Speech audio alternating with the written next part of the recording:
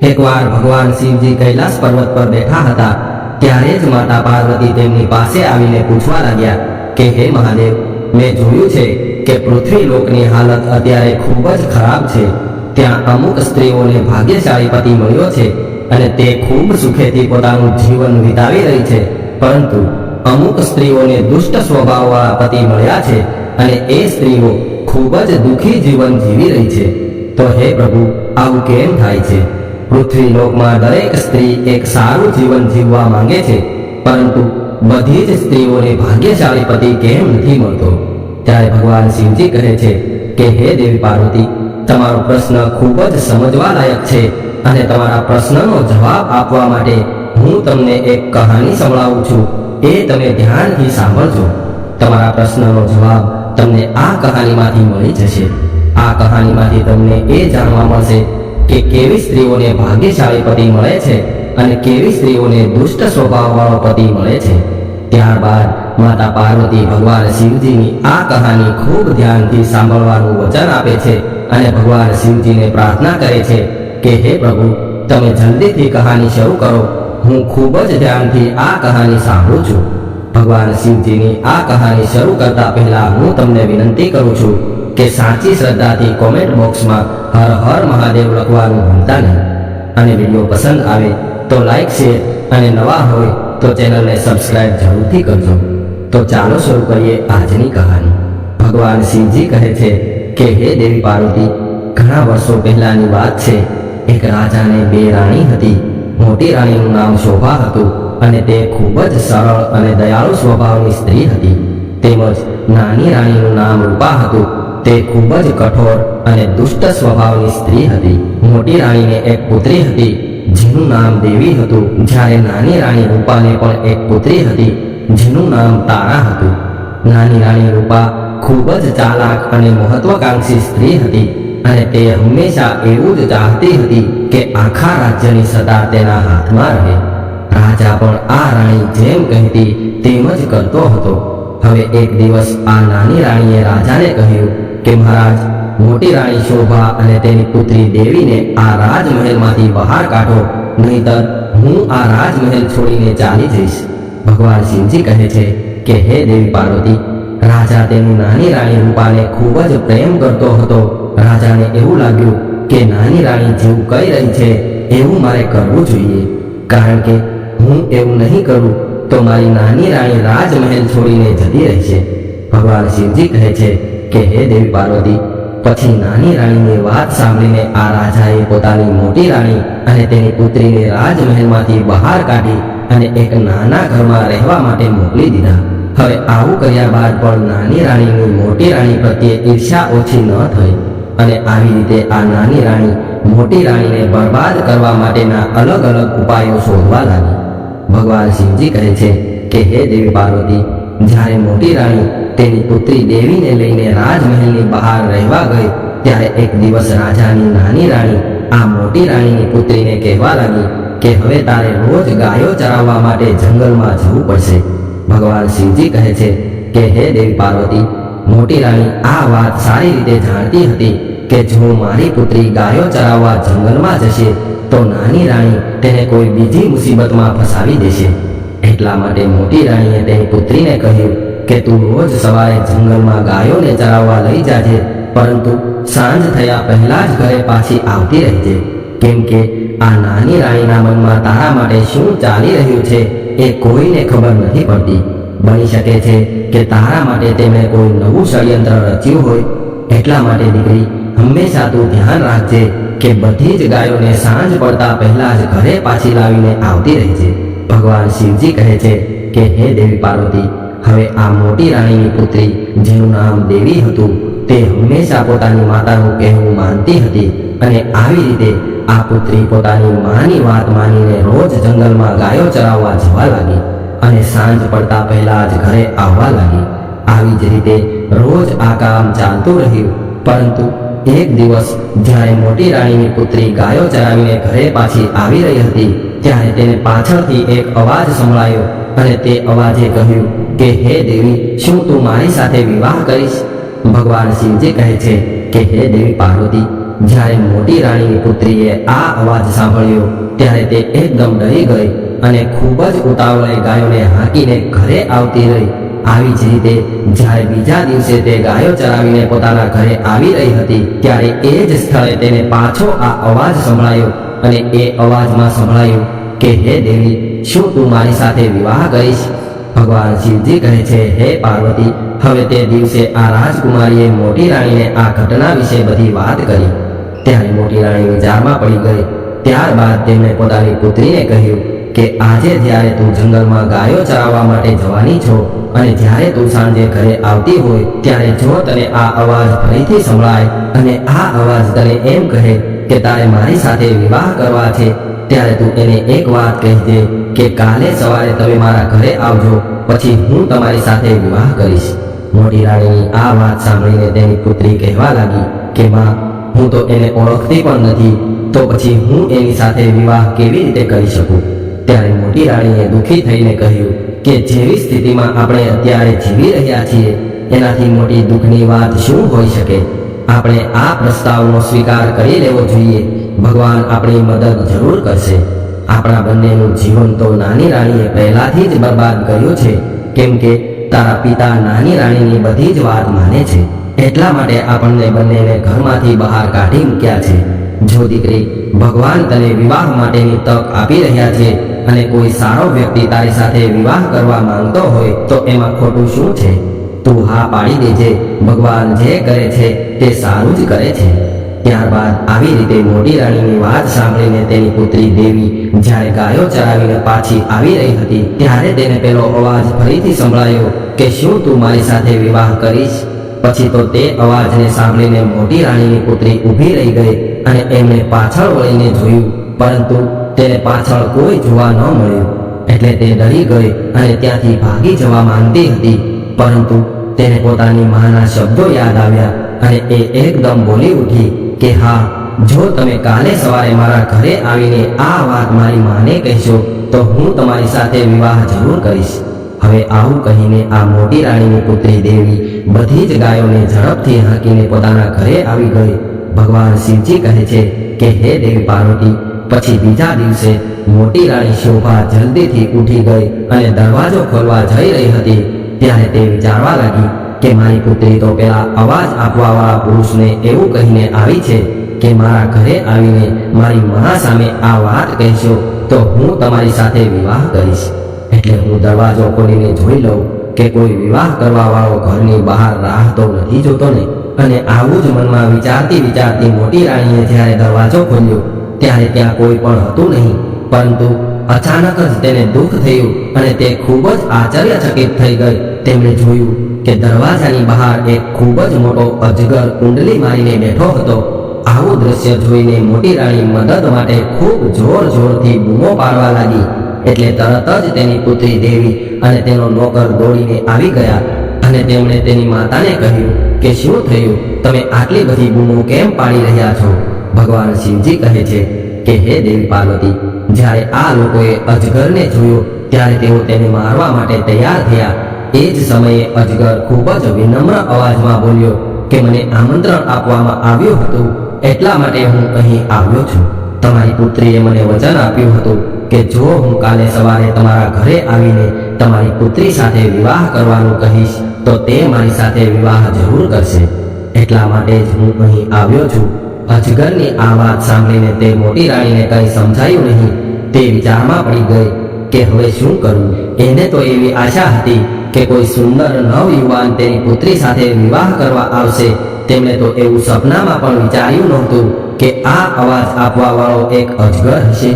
ભગવાન શિવજી કહે છે કે હે દેવી પાર્વતી, ત્યારબાદ એક નોકર આ રાજાની નાની રાણી પાસે પહોંચી ગયો અને આ સમગ્ર ઘટના નાની રાણીને જણાવી દીધી.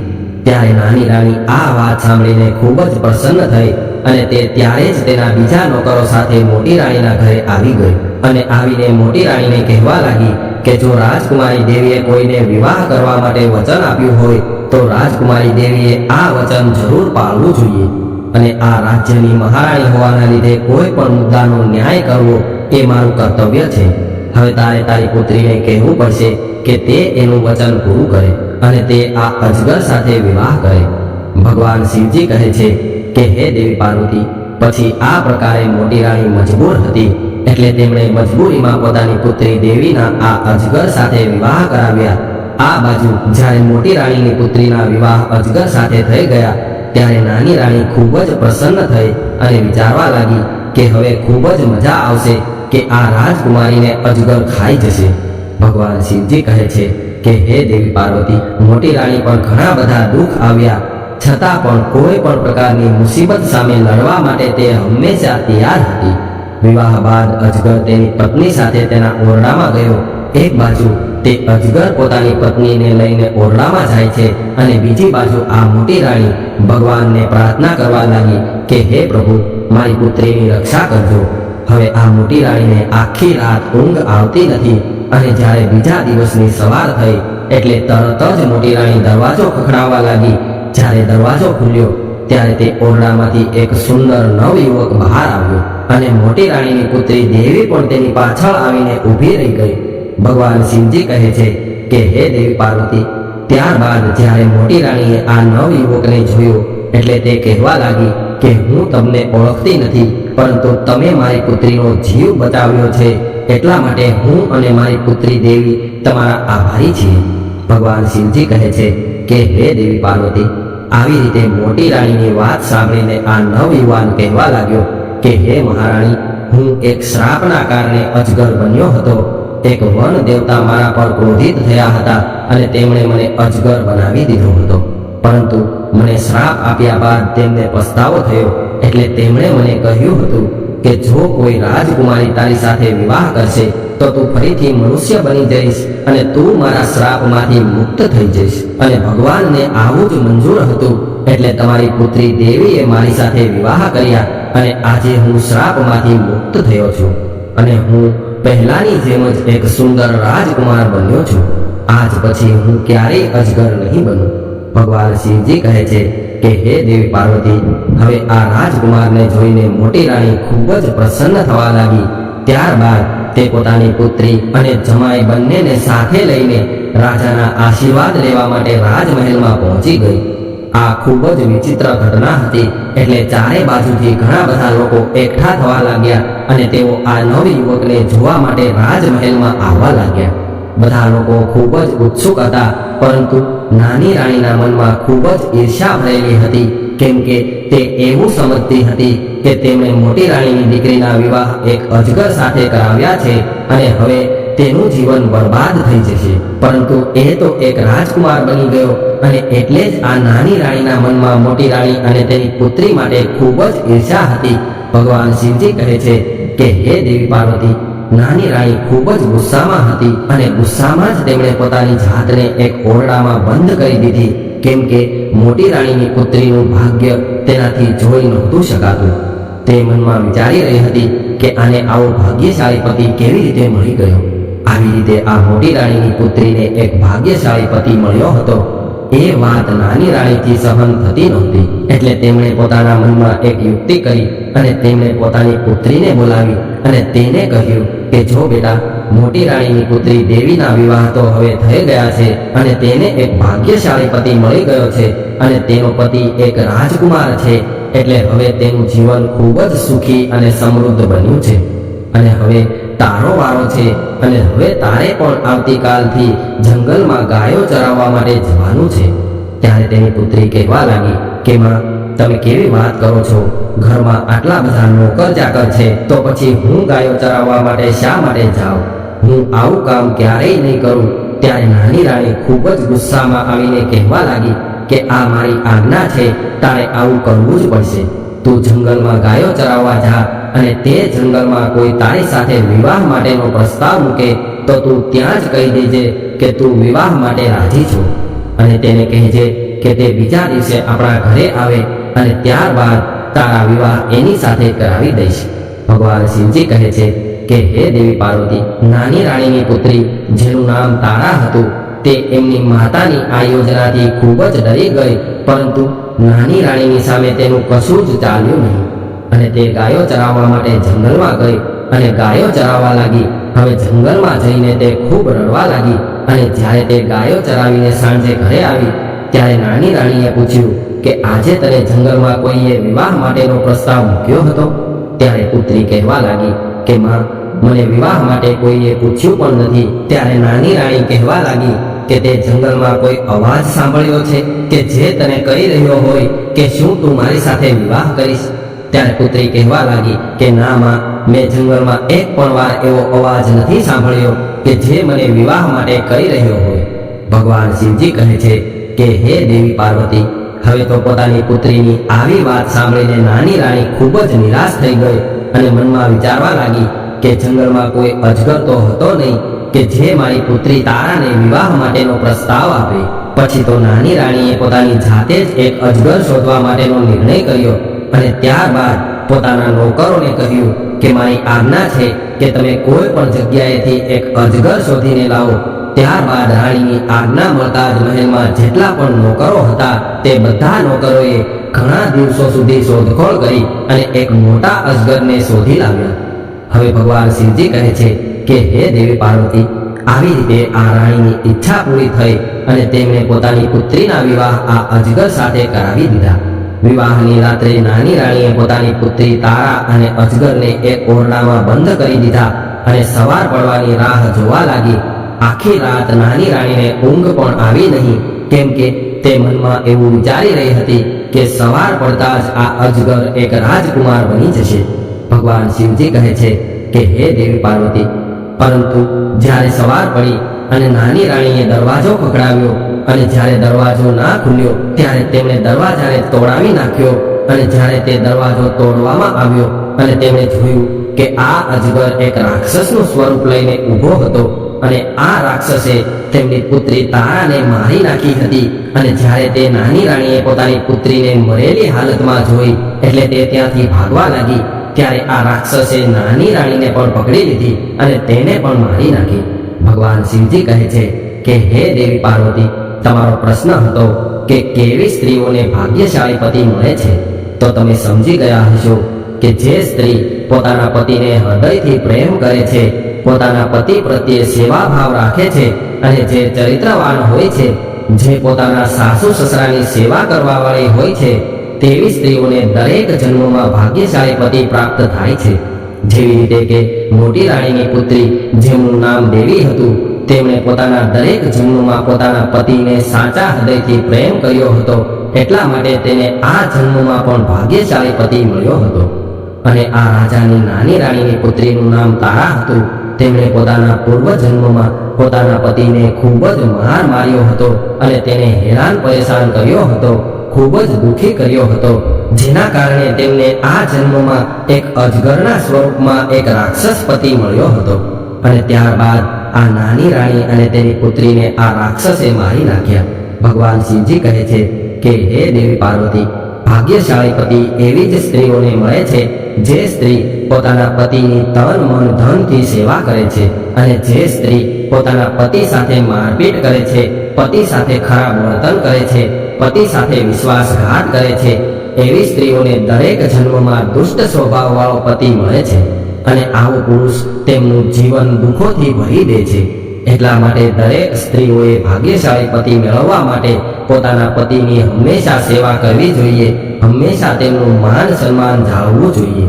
મિત્રો, આ કહાની તમને કેવી લાગી કોમેન્ટમાં જણાવજો અને પસંદ આવી હોય તો વિડીયોને લાઈક, શેર અને નવા હોય તો ચેનલને સબસ્ક્રાઇબ જરૂરથી કરજો. હર હર મહાદેવ.